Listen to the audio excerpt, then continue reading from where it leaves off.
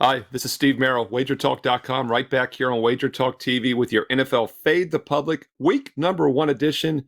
The NFL regular season is here, and it is time to fade the public on a weekly basis, and we will do so each and every weekend here on WagerTalk TV. Thank you for joining me once again. Boy, I'm losing count. I think this is the fourth season. I started this late in 2020, and we went, what was it, 33-8, I think, down the stretch, 31-8. I lost count. And boy, has it taken off since. We've done each of the last two seasons in full.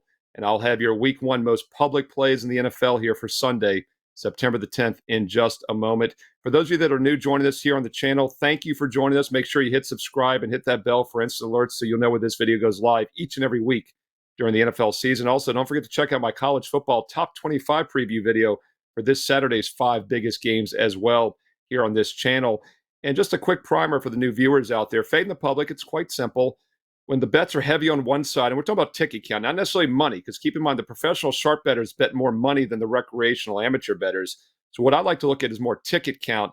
I look at various sports books around the world, within the U.S. and around the world internationally. Also look at contests. I like to look at entries where people are pick contests as an example. But we want to look against the spread, and we want to see a heavy consensus on one side versus the other. Because keep in mind, the sports books want balanced action. Now, that's money.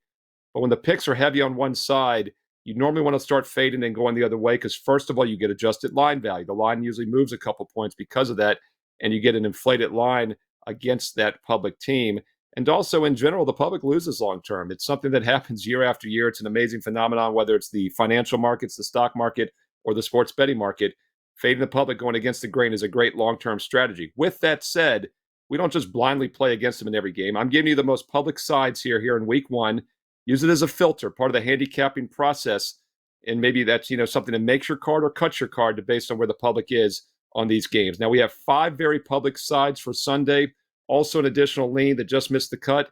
At the end of this video, I'm going to give you the most public underdog of the week. And those of you that follow me know I love fading public dogs because, in general, the public normally plays favorites and the overs. So whenever they're on the underdog heavy, that's always a red flag. So I'm going to give you 5 favorites, an additional lean, and also the most public underdog this week for week one, September the 10th, this Sunday. All right, let's start off with the early games. We'll go down in rotation order. These are all 1 o'clock Eastern games on Sunday. And the first game we're looking to fade the public here is with the Baltimore Ravens, and that game is in Baltimore. The Houston Texans, obviously a team the public faded week after week last year, and with success to say the least. Houston was just terrible last year, and they're projected to be one of the worst teams in the NFL once again this season. After a 3-13-1 season, the Texans last year did go 8-8-1 against the spread, so they're actually 5 games better against the spread than their straight-up record, which once again shows the fact that going against them was one of the consensus plays almost every week. You were getting some adjusted line value. Baltimore is looking for a big season this year after finishing second behind the Bengals in the AFC North, making the playoffs with a 10-7 record overall last year. And we'll see how they play this year. This team was just 6-9-1 against the spread. So even though Baltimore was 7 games better straight up, they actually had a weaker point spread record than Houston. But the public doesn't care. They're fading the Houston Texans at 1 o'clock Eastern on Sunday. By the way, current listed quarterbacks we head in the weekend, C.J. Stroud for the Texans, and of course Lamar Jackson is now back for the Baltimore Ravens. All right, next game also at 1 o'clock Eastern, in which we have very public, fairly public information. By the way, I'm going to tell you, most of these games are pretty equal here. I'd say a couple are maybe a little bit more public than others. And if I had to say the most public play of the week, these next 2 are probably it. Or at least this one is, and one we'll get to in a moment here. And that's the Jaguars at the Colts at 1 o'clock Eastern. Jacksonville's probably either the first or second most public side I saw here in week one of the NFL. Opened as a 3.5-point favorite this summer. It's now up to 5 across the board. And that's not a surprise as the public is backing the Jags, who for a couple of seasons were bottom feeders in the NFL. But the public loves when teams turn things around. And that's what Jacksonville did last season, winning the AFC South with a lackluster 9-8 record. Everybody else had double-digit losses in that division, including the Colts, who were 4-12-1. Would have been 5-11-1 if they hadn't blown that 30-plus point lead against Minnesota in December. But just a terrible season for the Colts. And there's always a team or two that kind of tosses the towel. And it seems like Indianapolis maybe was that team last year. So I do think there's some upside with the Colts this season, especially after going just 6-11 against the spread. Jags were 9-8 straight up, 8-8-1 against the number. But the public likes Jacksonville. This line has moved from 3.5 up to 5. And I'd say Jacksonville is one of the two most public plays here in week one. All right, let's look at the third game also at 1 o'clock Eastern, and that is the Buccaneers at the Vikings. I referenced that Minnesota comeback down over 30 in late December. Biggest comeback in NFL regular season history, I believe. And Minnesota was just such a phony team last year. 13-4 straight up in the regular season, despite having a negative point differential on the year, which is just something you never see. They were outscored by 3 points. That should have been like an 8-9 record. Instead, they went 13-4. So you can make an argument they were 5 net games better. We talk about expected one-loss record in Major League Baseball a lot. Their expected one-loss would have made them an 8-9 team. Instead, they went 13-4. Surprisingly, though, the Sharps were onto this, faded them, and they had a lot of close wins, and that's why they actually had a losing record against the spread. Normally, a 13-4 division winner does not go just 7-9-1 against the number, but that's what the Vikings did. They were 11-6, by the way, to the over last year, a very profitable over team. In fact, the Vikings were the most profitable over team in the NFL last season. Keep in mind, 23 of 30 NFL teams the last 2 seasons have more unders than overs. So for a team to go 11-6 over last year does jump out to you. So the Minnesota Vikings defense obviously was a concern. They were 8-1 straight up at home. That's how they got to that 13-4 record. And the public, I don't think the public is necessarily back in Minnesota. I think this is more of a fade of Tampa Bay, a team that everyone expects to be one of the worst teams in the league. And this line was as high as 6.5 this summer, down to 5 now. So I do think there's been actually a little bit of sharp money on the Buccaneers. And keep in mind, Tampa won their division as well last year, but it wasn't impressive. The NFC South, they win with an 8-9 record. Just like we mentioned up there in the AFC South, every other team had double-digit losses. Tampa didn't win that division. Everybody else lost it by default. And the public expects Tampa to be way down this year. By the way, the Bucs, despite going 8-9 and winning the division, just 4-12-1 against the spread. They were the biggest money burner in pro football last year, going 4-12-1 ATS. And once again, that is the main reason the public is fading them here, in my opinion, in week one. All right, we have one other game at 1 o'clock Eastern for week one NFL action. I mentioned the Jags were looking very public. I'd say the other game that was close this week is the Washington Commanders. So if I had to pick of all these 4 early games, the 2 most public sides in week one would be Jacksonville and the Washington Commanders. And once again, I don't think the public is necessarily backing the Commanders. Very new offensive scheme, new quarterback, a lot of uncertainty there.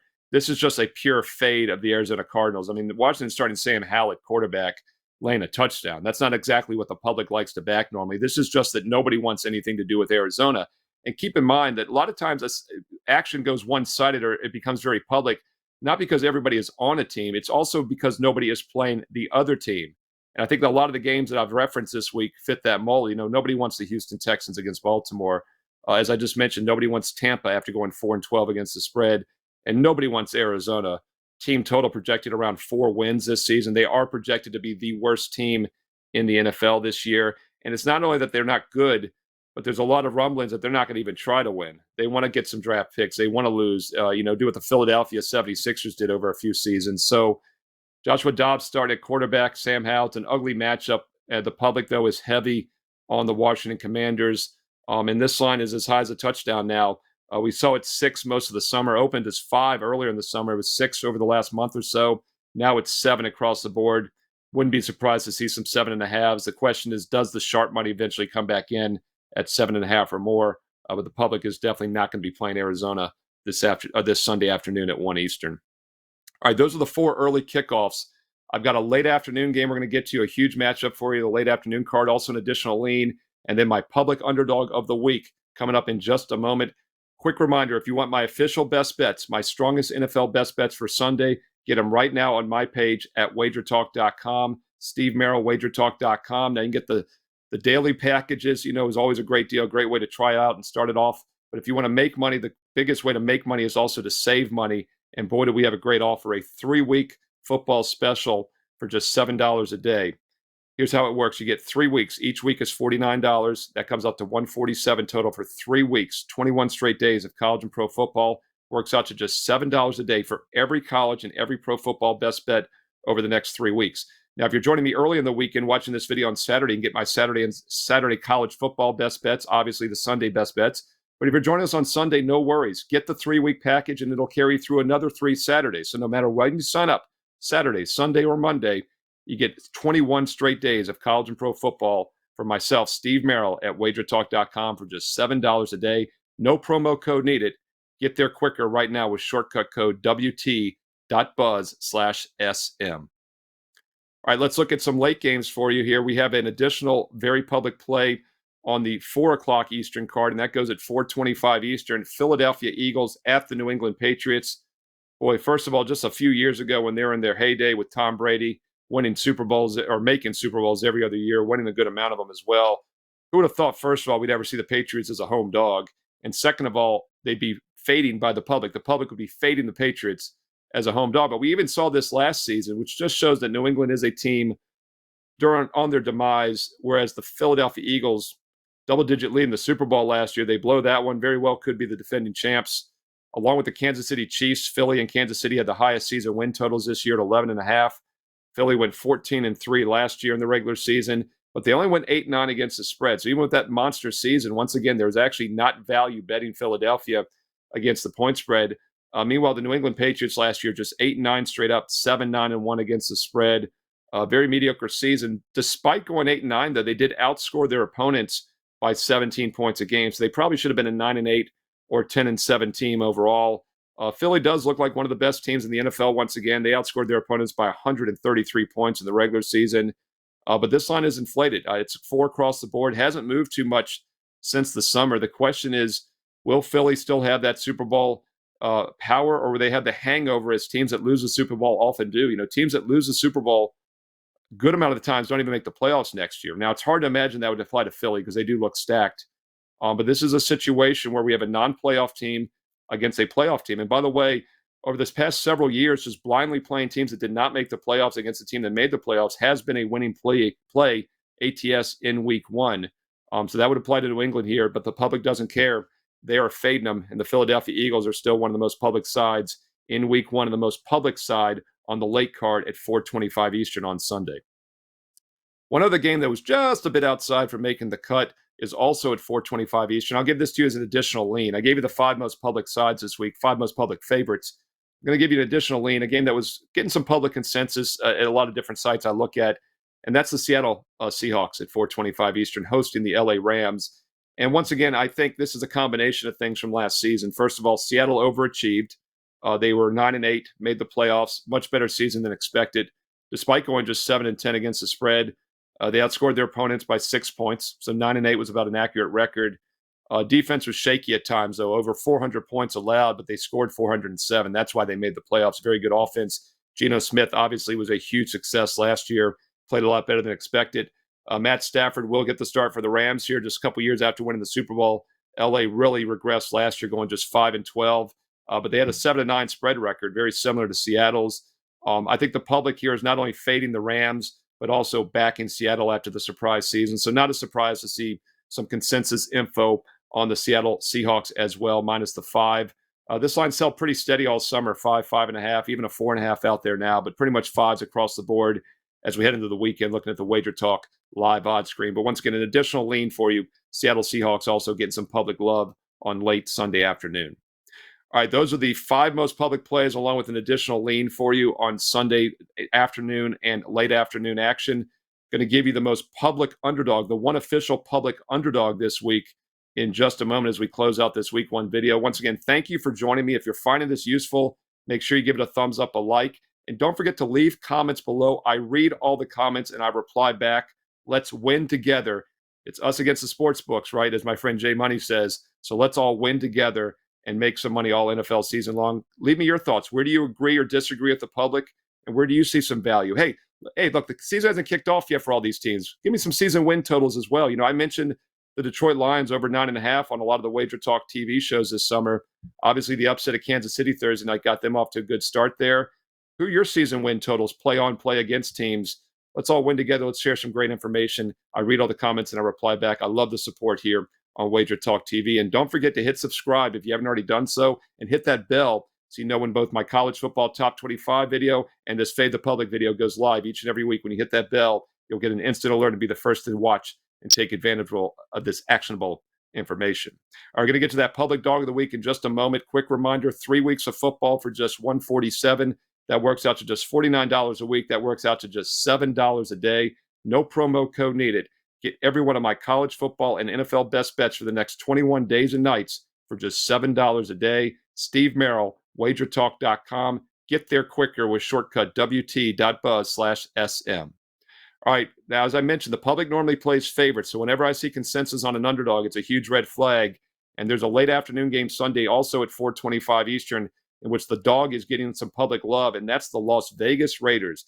The most public underdog of the week, the one official public underdog of the week is the Las Vegas Raiders. And it makes sense. Once again, I don't think the public necessarily is backing the Raiders. I think it's more fading the Denver Broncos as a favorite. Denver went just 5-12 straight up last year. They were outscored by over 80 points, almost 80 points a game, about 70-some points a game. And now they're laying more than a field goal. But, of course, they have Sean Payton on the sidelines. It's a new regime. There is some hope there. And we'll see if he can turn things around. The Raiders were just 6-11 straight up last year, 8-9 against the spread. Denver was 7-10 against the spread. So I was a little bit surprised to see this much public consensus on the Raiders here. This line did open 3 this summer. It's pretty much 3.5 across the board, though. So I do think could be a little bit of a sharp square divide on this one. But once again, the one official public underdog in week 1 is the Las Vegas Raiders, even though this line has gone a bit higher. The Denver 3.5 across the board, hosting the Raiders at 4:25 Eastern. All right, hope you found this information useful. Love doing this video every week, and I love the support. Be sure to comment below. Leave me your thoughts here on the week 1 card. Also, some season win totals in the NFL. Let's talk about those while we still have time. And don't forget, check out that 3-week football special. If you're joining me Saturday, you can still get some strong Saturday college football best bets. If not, my Sunday NFL best bets are just as strong. And no matter when you sign up, you get 21 straight days and nights for just $7 a day of college and pro football combined. Oh, by the way, nobody won more last year in 2022 on NFL and college football sides combined, up over 64 units of profit last season. We had a 3-1, 75% start in week 1 of college football last week. Let's get off to a great week 1 NFL start this week on Sunday. Get my best bets in that special right now. Steve Merril, WagerTalk.com, wt.buzz/SM.